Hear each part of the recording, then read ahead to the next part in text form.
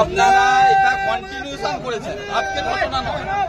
আপনারা উল্টে তাদেরকে সিকিউরিটি দিয়ে নিরাপদে চলে যেতে সাহায্য করেছেন। 4 দিন আগে সেই কেসের আসামিকে আমি ধরে নিয়ে এসেছিলাম। আমার হাতে এখন এইসব জিনিস রয়েছে, আমি নিজে গিয়ে ধরেছিলাম। সেই আসামিকে অ্যারেস্ট করে আমি কোর্ট ফরওয়ার্ড করে রিমান্ড নিয়ে এসে রেখেছি। রিকভারি আমি করেছি দাদা, আমি করেছি।